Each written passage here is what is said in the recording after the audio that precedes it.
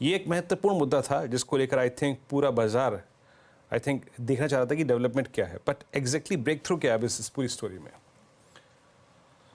वीरेंद्र, पिछले महीने Vodafone idea ने दूरसंचार विभाग को एक चिट्ठी लिखी थी और कहा था कि हमारी बैंक गारंटी सितंबर और अक्टूबर में ड्यू हो रही है और करीबन 25,000 करोड़ रुपए की बैंक गारंटी है, हम इसको नहीं दे सकते हैं, तो सरकार इसको वेव ऑफ करे।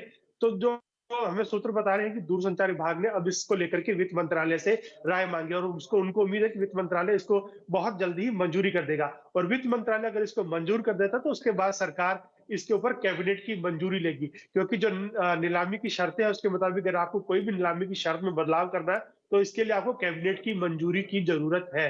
तो जैसे ही वित्त मंत्रालय से कोई पॉजिटिव रिस्पॉन्स दूरसंचार विभाग को मिलता है तो सरकार इसके ऊपर एक कैबिनेट नोट मूव करेगी और जो कैबिनेट से इसकी मंजूरी लेगी और इसका फायदा सारे ऑपरेटर्स को होगा, सिर्फ वोडाफोन आइडिया को नहीं होगा, बाकी ऑपरेटर्स को भी अपनी बैंक गारंटी जमा नहीं करनी होगी। तो ये भी बता दूं कि वोडाफोन आइडिया की जो पहली बैंक गारंटी है वो 22 सितंबर को ड्यू हो रही है, तो सरकार को अगले 15 दिन के अंदर अंदर इसके ऊपर फैसला लेना है कि क्या इसके अंदर छूट दी जा सकती है, नहीं दी जा सकती है। तो काफी प्रोग्रेसिव है, हो सकता है कि बहुत जल्दी सरकार की तरफ से आपको इसके ऊपर छूट आती हुई भी दिखाई दे। असीम, ये वोडाफोन आइडिया की जिस वक्त फाइनेंशियल स्टेटस है उनका, उनको ये पूरी छूट की जरूरत पड़ेगी या आंशिक तौर पर अगर छूट दी जाए तो भी वोडाफोन का काम चल जाएगा?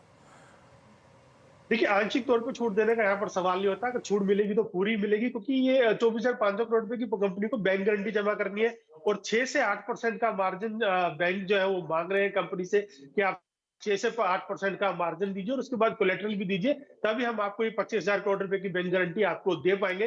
तो कंपनी की यही डिमांड है कि अभी हम पैसा अपना बैंक गारंटी के अंदर नहीं फंसाना चाहते, हम अपने नेटवर्क के अंदर पैसा इन्वेस्टमेंट करना चाहते हैं, अपने 5G सेवाओं के अंदर इन्वेस्टमेंट करना चाहते हैं ताकि कंपनी आगे ग्रो कर सके। तो इसके लिए उसने दूरसंचार विभाग से ये छूट मांगी थी। तो पूरी की पूरी छूट कंपनी को मिलने की उम्मीद भी है। वित्त मंत्रालय से भी राय मांगी गई है, वित्त मंत्रालय की जैसे ही हाँ आएगी सरकार इस पर कैबिनेट की मंजूरी देगी।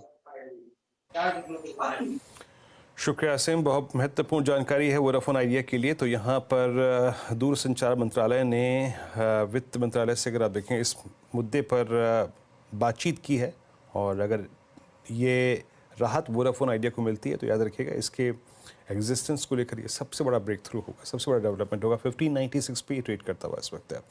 खैर असीम, बहुत बहुत शुक्रिया। अब लौटते हैं एक बार फिर से फ्यूचर एक्सप्रेस पर और खबरों के साथ अब ट्रेड्स को पिक करना शुरू करते हैं।